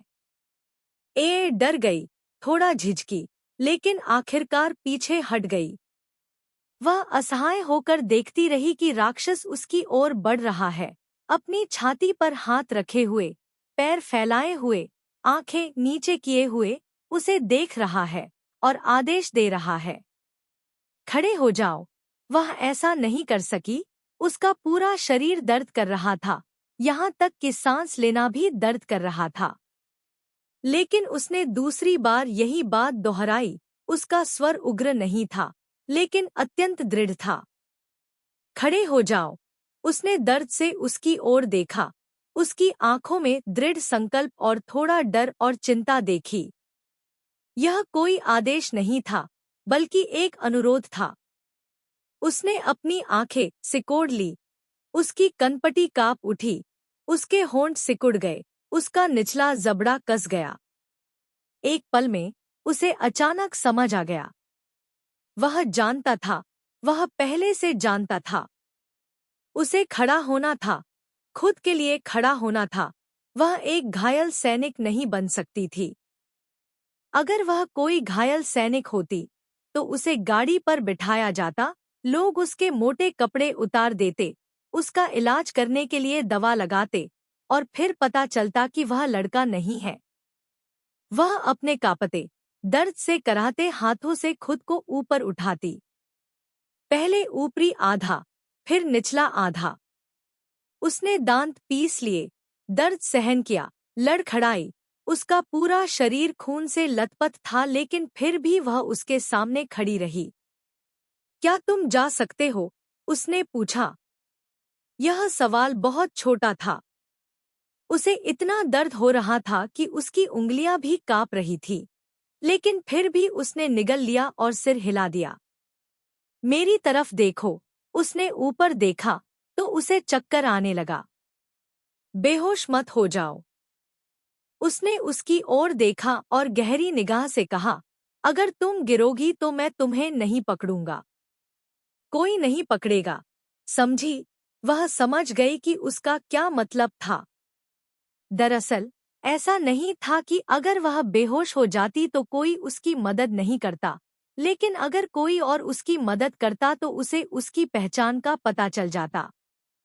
ठंडी हवा उसके घाव में लगी और उसने पाया कि कोड़े की मार से उसके शरीर पर मौजूद मोटे कपड़े फट गए थे और छाती को अंदर से बांधने वाला कपड़ा भी फट गया था। अब वह बस उसके शरीर पर ढीला ढाला लटक रहा था। जब तक कोई उसका साथ देता, उसके शरीर को छूता, तब तक उन्हें पता चलता कि वह पुरुष नहीं है। अगर उन्हें उसकी पहचान पता चल जाती, तो कोई भी उसकी रक्षा करने, उसका साथ देने के लिए खड़ा नहीं होता। अभी कोई नहीं था। शायद वे उसके आभारी थे, लेकिन सभी को मौत का डर था। इस जगह पर लंबे समय से हर कोई अपनी सुरक्षा को प्राथमिकता देता रहा है। वह भी पूरी तरह समझ गई। जो नहीं समझता था वह मर चुका था। वह बेवकूफ नहीं थी। वह जानती थी कि अगर उन्हें पता चल गया कि वह लड़की है तो क्या होगा। उसने उन्हें महिलाओं के बारे में अश्लील बातें कहते सुना था। पुरुषों के लिए वह मांस का एक टुकड़ा थी। समझना, उसने एक बार फिर यही बात दोहराई। उसने सिर हिलाया। मेरे पीछे आओ, उसने कहा। उसने फिर सिर हिलाया। यह देखकर वह मुड़ा और आगे बढ़ गया। उसने पीछे मुड़कर नहीं देखा कि वह उसे पकड़ सकती है या नहीं, लेकिन बीच-बीच में वह कुछ निर्देश देने के लिए रुक जाता था। वह सावधानीपूर्वक उसके पीछे भागी। हर कदम के साथ उसे अपनी भुजाओं, पीठ और जांघों पर कोड़े के घाव महसूस हो रहे थे और उनमें से खून बह रहा था। हालांकि उसे ऐसा लग रहा था कि वह बेहोश होने वाली है, फिर भी वह भारी कदमों से चल रही थी। उसके पीछे चलने की कोशिश कर रही थी। उसके माथे से पसीना बह रहा था। खून के साथ मिलकर उसके मोटे कपड़े भीग रहे थे। उसे समझ नहीं आ रहा था कि वह कैसे आगे बढ़ पाएगी। अंत में वह अपनी आंखें भी नहीं खोल पाई। वह केवल अपनी धुंधली होती आंखों से उसके खून से सने जूतों को देख सकती थी और अचंभित होकर उसका पीछा कर सकती थी। अचानक वे जूते कहीं नजर नहीं आए। वह घबरा गई और उसने अपनी आंखें खोलकर खोजने की कोशिश की। उसकी आंखों के सामने की दुनिया टेढ़ी मेढ़ी हो गई, लेकिन उसने उसे देख लिया। वह किसी से बात करते हुए रुक गया। तभी उसे कुछ मीटर की दूरी पर एक जाना पहचाना पुराना टेंट दिखाई दिया। बस टेंट में घुसने की जरूरत थी। बस टेंट में घुसने की जरूरत थी। वह अपने पैरों को घसीटती रही, जो महसूस हो रहा था कि उनका वजन 1000 पाउंड है। अपनी पूरी ताकत लगाकर आगे बढ़ रही थी। बस कुछ और कदम, बस कुछ और कदम, वह चल सकती थी। उसे पता था कि वह चल सकती है।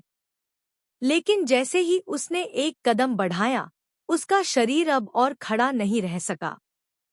उसके पैर नरम पड़ गए। वह अपना संतुलन खो बैठी और एक तरफ गिर गई। नहीं, वह गिर नहीं सकती थी। वह यहाँ नहीं रह सकती थी।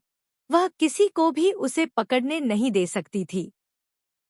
खंड 1 अध्याय 10। उसने घबराहट में सोचा। वह मजबूती से खड़ी रहने के लिए किसी चीज को पकड़ना चाहती थी, लेकिन उसके पैरों में अब ताकत नहीं थी। दुनिया झुकने लगी।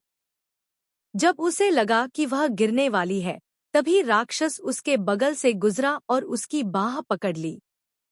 अरे बदमाश, जल्दी करो और इतना आलसी मत बनो। ऐसा मत सोचो कि तुम इस अवसर का लाभ उठाकर आलसी हो सकते हो। उसने उसे जोर से खींचा और तंबू में ले गया। वह लड़खड़ाते हुए उसके पीछे चली गई। दर्द के कारण उसकी आंखों में आंसू भर आए, लेकिन वह पहले ही तंबू में प्रवेश कर चुकी थी और तंबू का दरवाजा नीचे किए जाने से पहले ही उसने उसका हाथ छोड़ दिया। इसके बजाय उसकी कमर को सहारा दिया, जो सुरक्षात्मक चमड़े की बेल्ट की बदौलत घायल नहीं हुई थी, और उसे अंदर ले गया। जैसे ही वह दरवाजे में घुसी, वह लंगड़ाने लगी, लेकिन उसने उसे पकड़ लिया, उसे अपनी बाहों में थाम लिया। दरवाजा नीचे किया गया और बाहर से केवल हल्की रोशनी अंदर आ रही थी। वह हांफने लगी, अपने आंसुओं को बहने से रोकने में असमर्थ। आपने एक महान काम किया है, उसकी कर्कश आवाज मेरे कानों में गूंज रही थी। बहुत अच्छा। वह दर्द से, थकान से तथा हिलने के दर्द से भी कांपती रही। मुझे आपसे नफरत है, उसने कमजोरी से कहा। अच्छा, नफरत करने की कोशिश करते रहो। उसने सावधानी से उसे उठाया और कालीन पर रख दिया। क्योंकि मैं सिर्फ इसलिए नहीं मर जाऊंगा क्योंकि तुम मुझसे नफरत करती हो। उसे नहीं पता था कि यह लड़की कैसे बच गई। उसने उसका फटा हुआ, खून से सना कवच उतार दिया, आग जलाई, थोड़ी सफेद शराब ली, फिर उसे पलट दिया ताकि वह पेट के बल लेट जाए। उसका बड़ा हेलमेट उतार दिया, चाकू से उसके फटे पुराने कपड़े काट दिए, जल्दी से लेकिन सावधानी से घाव पर चिपका कपड़ा हटाया और फिर उसे धोकर साफ किया। उसकी पीठ इतनी दयनीय स्थिति में थी कि उसे पानी से धोने पर भी वह दर्द से कांप रही थी, जैसे हवा में गिरता हुआ पत्ता। जैसे जैसे वह पतला खून धोता गया, उसकी त्वचा और मांस से छिले हुए कोड़े के निशान धीरे धीरे दिखाई देने लगे। उसे आश्चर्य हुआ कि उसके दाहिने कंधे में एक टूटा हुआ तीर भी फंसा हुआ था। अगर उसके कंधे की हड्डी उसे रोक न रही होती, तो तीर का सिरा उसके शरीर को भेद देता। श्वास अंदर ले, उसने कहा। उसने आज्ञा मानी और उसी समय उसने तीर निकाल लिया। उसका शरीर कांप उठा और वह दर्द से अपना सिर उठाकर जोर से चिल्लाने लगी। रो मत, उसने कर्कश स्वर में उसे चेतावनी दी। उसने घाव को कीटाणुरहित करने के लिए जल्दी से उस पर सफेद शराब डाली। शराब इतनी तेजी से बढ़ रही थी कि उसे इतना दर्द हो रहा था कि उसने अपने दांत पीस लिए और अपने हाथ भींच लिए और उसकी आंखों से फिर से आंसू बहने लगे। उसने खून बहना बंद करने के लिए घाव पर दबाव डाला, उसे बैठने में मदद की और उसे अपने कंधे पर टिका दिया। तुम्हारा घाव बहुत बड़ा है, उसने धीरे से उसके खुले बालों को एक तरफ किया और कहा। एक्यूपंक्चर बिंदुओं को अवरुद्ध करने से रक्तस्राव नहीं रुकेगा, मुझे जानना। वह कांप उठी, उसके होंठ कांप उठे, उसका छोटा सा चेहरा पीला पड़ गया, यहाँ तक कि धूल और गंदगी भी उसके पीलेपन को नहीं छिपा सकी। उसे लगा कि वह वाकई जानती है। उसने अपनी बगल से एक साफ चाकू निकाला और उसे आंख पर रख दिया। मैंने तुमसे कहा था कि अपनी आंखें बंद मत करो और ध्यान से देखो। तुम्हारी हिम्मत कैसे हुई अपनी आंखें बंद करने की? उसने अपनी आंखें बंद कर ली थीं, लेकिन काले चाबुक ने उसे बहुत जोर से मारा, बहुत जोर से। वह बहुत डर गई, इसलिए उसने अपनी आंखें बंद कर लीं। मुझे लगता है। आप नाम बताइए। उसने कमजोरी से अपने होंठ हिलाए और कहा, नहीं, कोड़ा नहीं। उसने अपनी सफाई बमुश्किल सुनी, लेकिन उसने सुनी। क्या तुम इतने मूर्ख हो कि तुम सोचते हो कि थाप लैप कौन दुश्मन नहीं है?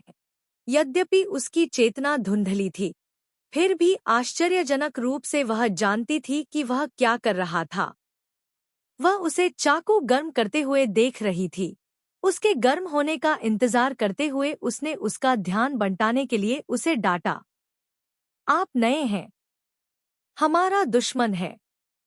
यह सही है। उन्होंने अपनी बात समाप्त की। उसके सिर को अपने कंधे पर दबाया और कहा, लेकिन दासों का कोई मित्र नहीं होता, केवल शत्रु होते हैं। उसने कोई बहस नहीं की। उसने महसूस किया कि वह गहरी सांस ले रहा है। उसने देखा कि वह आग के ऊपर रखे चाकू को पकड़ रहा है।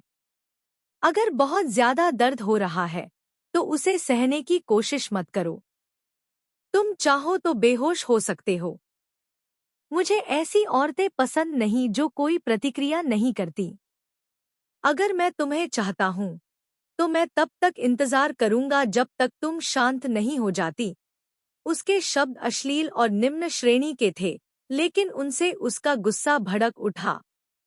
अगले ही पल उसने अपना हाथ छोड़ दिया जो उसके कंधे पर लगे घाव पर दबा रहा था। फिर उसने गर्म चाकू को घाव पर दबाया। बहुत दर्द हुआ, बहुत दर्द हुआ, बहुत दर्द हुआ। जितना ज्यादा समय लगा, दर्द उतना ही गहरा और तीव्र होता गया, मानो वह उसके शरीर में घुसना चाहता हो। नहीं, नहीं, रुको, इसे बाहर निकालो। उसने सांस अंदर खींची, सांस अंदर खींची, फिर से सांस अंदर खींची। खून से सने उसके शर्ट को पकड़ लिया। दर्द से वह लगभग चीखने लगी, लेकिन उसने चाकू नहीं निकाला। वह चीखना चाहती थी, उसे दूर धकेलना चाहती थी, उसे मारना चाहती थी, लेकिन उसकी बची हुई समझ ने उसे चीखने से रोक दिया, इसलिए उसने उसके कंधे को काट लिया। उसने बहुत जोर से काटा। उसके दांत उसकी त्वचा में गहरे धंस गए, जिससे खून बहने लगा। इस आदमी ने उसे दूर नहीं धकेला। वह अपने आंसुओं को उसके कंधे पर बहते हुए महसूस कर सकती थी, अपनी दबी हुई चीखें सुन सकती थी, अपने पूरे शरीर में दर्द महसूस कर सकती थी। भुने हुए मानव मांस की गंध हवा में फैल गई, जिससे लोगों को मतली महसूस होने लगी। उसे अपने घावों को जलाने की आदत थी। यह खून बहने को रोकने का सबसे तेज तरीका था। उसे लगा कि उसे इस गंध की आदत बहुत पहले ही हो गई थी, लेकिन उसकी चिकनी त्वचा और मुलायम मांस उससे अलग थे, तंबू के बाहर गुलाम सैनिकों से अलग।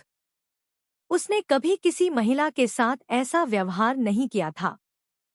जब वह चिल्लाई तो उसका हाथ कांप उठा। वह लगभग उसे वापस खींच लेना चाहता था, लेकिन वह जानता था कि अपना हाथ हटाने से उसे और भी ज्यादा दर्द होगा।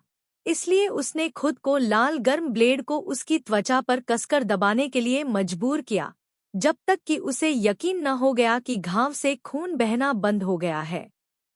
उसने लगभग उसके मांस का एक टुकड़ा काट लिया, लेकिन वह जानता था कि उसका दर्द उसके दर्द से 1000 गुना ज्यादा था।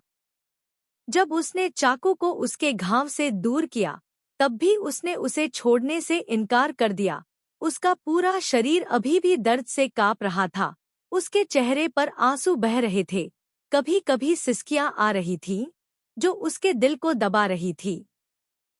मुझे माफ करें। उसने धीरे से उसकी गर्दन के पीछे हाथ फेरा, और वह माफी जो वह बहुत पहले भूल चुका था, अचानक निकल पड़ी। जब तक उसने अपनी आवाज नहीं सुनी, उसे एहसास नहीं हुआ कि वह क्या कह रहा था। बहुत लंबे समय से उसने किसी से माफी नहीं मांगी थी, लेकिन उसने स्वयं को बोलते हुए सुना, मुझे माफ करें। उसने हाथ छोड़ दिया, उसकी मांसपेशियां शिथिल हो गईं। तभी उसे एहसास हुआ कि वह बेहोश हो चुकी है। केले के पत्तों पर बूंदाबांदी गिर रही है। वह ब्यूटी स्टॉल पर जाग गई। उसके सामने खुली खिड़की के बाहर हरे रंग की पत्तियों को देखा। मेज पर छोटे बीन के आकार के तेल के दीपक की रोशनी देखी। उसके शरीर पर उच्च गुणवत्ता वाले रेशम की पोशाक देखी गई। उसने एक नरम सांस को बाहर किया। एक लड़का होने का नाटक नहीं कर रहा था, नहीं, बदबूदार और पुराने तंबू में शाखाओं के साथ बनाया गया था और महसूस किया गया था। गाल स्याही और पानी के साथ दागे गए थे, लेकिन उसने महिलाओं के कपड़े पहने थे, और वह बिल्कुल भी सूंघती नहीं थी। पूरे स्टॉल पर कुछ प्रतियां बिखरी हुई थी। तूदा, अपनी तरफ देखो, फिर से बिस्तर पर सो रहे हो, और खिड़की भी बंद नहीं कर रहे हो। अभी भी बारिश हो रही है, सावधान रहें कि आपको सर्दी न लग जाए। आप बिल्कुल सही है। बड़बड़ाहट के बाद माँ ने नाराजगी और प्रसन्नता दोनों के साथ दरवाजा खोला और कमल के बीज और बर्फ कवक सूप का एक कटोरा लेकर अंदर आ गई। कल माँ ने तुम्हें जल्दी सोने के लिए कहा था, तुमने क्या कहा? यह एक सपना ही निकला, बस एक सपना। अपनी माँ को देखकर उसने अपने धड़कते हुए दिल को थपथपाया, जल्दी से बिस्तर से उठी और बिस्तर पर पड़े चित्रों और हेयरपिन को साफ करने में अपनी माँ की मदद की। चित्र को मोड़कर मेज पर रख दिया, फिर लापरवाही से चांदी का हेयरपिन उसके सिर पर लगा दिया और समझाया, मैं पहले से ही बिस्तर पर थी, लेकिन अचानक मेरे दिमाग में क्रॉसबो के स्लैट्स को बदलने का एक तरीका आया। मुझे डर है कि अगर मैंने इसे तुरंत नहीं बनाया तो मैं जागने पर इसे भूल जाऊंगा। माँ की नाजुक भौहें थोड़ी सिकुड़ गईं। उसने अपनी छाती से रूमाल निकाला, उसे थोड़ी चाय में भिगोया और चेहरे पर लगे स्याही के दाग पोंछे। उसने असहायता से आह भरी और उसे मनोरंजन से देखा और कहा, तूदा, तुम एक लड़की हो, एक लड़की का रूप लड़की जैसा ही होना चाहिए। माँ को यह नहीं चाहिए कि तुम हर समय मेकअप में रहो, लेकिन कम से कम तुम्हें एक लड़की की तरह व्यवहार तो करना ही होगा। अगर लोग तुम्हें इस तरह देखेंगे तो कौन प्रपोज करने की हिम्मत करेगा? यह बेहतर है कि कोई भी शादी का प्रस्ताव न रखे। तूदा अपनी बाकी की जिंदगी अपने माता पिता के साथ ही रहेगी। उसने धीमी आवाज में कहा, मूर्ख बच्चे, मैं तुम्हें जीवन भर नहीं पालना चाहता। मैं अभी भी अपने पोते को गोद में लेने का इंतजार कर रहा हूँ। माँ ने हंसते हुए कमल के बीज और बर्फ के कवक के सूप का कटोरा उसके हाथ में रख दिया। ठीक है, जल्दी से यह सूप का कटोरा पी लो और अपने कपड़े बदल लो। हम बाद में माँ के साथ खरीदारी करने चलेंगे। माँ हमारे मालिक की सेवा करने निकल पड़ी और उन्हें एक जूते में चलने में मदद करने लगी। उन्हें इसकी जानकारी तक नहीं थी। आप और आपके पिता बिल्कुल एक जैसे हैं। इससे वह हंस पड़ी। लेकिन जब उसने अपनी माँ को दरवाजे के पास रखा छाता पकड़े हुए बाहर जाते देखा, तो वह अचानक घबरा गई और अपना मुंह खोलकर जोर से चिल्लाने से खुद को रोक नहीं सकी। माँ! हाँ? क्या गलत? माँ ने आवाज सुनी, अपना सिर घुमाया और उस पर भौहें सिकोड़ ली। कुछ भी नहीं। अपनी माँ के कोमल चेहरे को देखते हुए उसने अपना सिर हिलाया और खुद को सुधारते हुए कहा, खुद को बारिश में न भीगने दो। माँ के पास यहाँ एक छाता है। बेवकूफ लड़की। माँ मुस्कुराई, पलटी, उसके लिए दरवाजा बंद किया, फिर छाता खोला और चली गई। उसे किस बात की चिंता थी? यह सिर्फ एक सपना था। यह सब इसलिए था क्योंकि वह दिन रात क्रॉसबो को संशोधित करने के लिए तरस रही थी कि उसे इतना डरावना सपना आया। मेज पर रखा हुआ दीपक बुझ गया था। उसने थोड़ा तेल डाला, बैठ गई और अपने पसीने से तर माथे को पोंछा। उसे देखकर वह एक सपने से डर गई थी। वह खुद का मजाक उड़ाते हुए मुस्कुराई। खिड़की से ठंडी हवा अंदर आई, जिसने मेज पर बड़े करीने से रखे क्रॉसबो ब्लूप्रिंट को उड़ा दिया। उसने सहजता से पेपरवेट उठाया और नीचे रख दिया, मुड़कर कपड़े बदलने के लिए पर्दे के पीछे चली गई। लेकिन अजीब बात यह है कि भले ही उसने अपना कोट उतार दिया था, फिर भी उसे अचानक गर्मी महसूस हुई। उसके माथे पर लगा ठंडा पसीना किसी समय गर्म पसीने में बदल गया था। गर्मी पीछे से आ रही थी। उसने पलटकर देखा तो देखा कि तेज हवा से स्क्रीन उड़ गई थी। टेबल पर रखा लैंप भी गिर गया था और आग अचानक क्रॉसबो ड्राइंग तक फैल गई थी। वह आग बुझाने के लिए दौड़ी, लेकिन अचानक उसने खुद को आग की लपटों में घिरा पाया। वह भागना चाहती थी, लेकिन वह हिल नहीं पा रही थी। उसे चारों तरफ से आग की लपटें महसूस हो रही थी, जो उसे जला रही थी। उसे और भी अधिक भयभीत करने वाली बात थी वह आग जिसने पूरी शांतिपूर्ण दुनिया को जला डाला, उसकी सुगंध और रिमझिम बारिश। नहीं, नहीं, नहीं, ये असली नहीं है, ये असली नहीं है। माँ! वह चीखी और रोई, लेकिन मीठी आग ने सब कुछ जला दिया। उसके पीछे फटा हुआ तंबू दिखाई दिया, आग की रोशनी में क्रूर राक्षस को प्रकट किया। उसने अपना बड़ा हाथ बढ़ाकर उसका मुंह ढक दिया, उसकी चीखें रोक दी, उसकी चीखें रोक दी। लानत है! उसने उसकी गर्दन के पीछे से पकड़ा, उसका मुंह बंद किया, उसे अपने से सटाया और उसके कान में डांटा, रो मत, मत रो, ठीक है। आंसुओं ने उसकी दृष्टि को धुंधला कर दिया। हालांकि वह इसे स्वीकार नहीं करना चाहती थी, लेकिन वह जानती थी कि यह वास्तविकता थी। वह वास्तविकता थी। गर्म आंसू बह निकले, वह कांप उठी और निराशा में डूब गई, जिससे उसकी सारी चेतना पर उच्च तापमान हावी हो गया। उसे नहीं पता था कि वह कब से बेहोश थी। उसकी पीठ पर घाव के कारण उसे हर समय गर्मी महसूस होती थी। उसका दिमाग चक्कर खा रहा था। अर्धचेतन अवस्था में उसे केवल यही याद था कि वह राक्षस उसे सूप दे रहा था, उस पर दवा लगा रहा था और उसे खाने के लिए मजबूर कर रहा था। यह दवा का कटोरा पी लो। नहीं, कोई जरूरत नहीं है। क्या तुम बदला लेने के लिए मुझे मारना नहीं चाहते थे?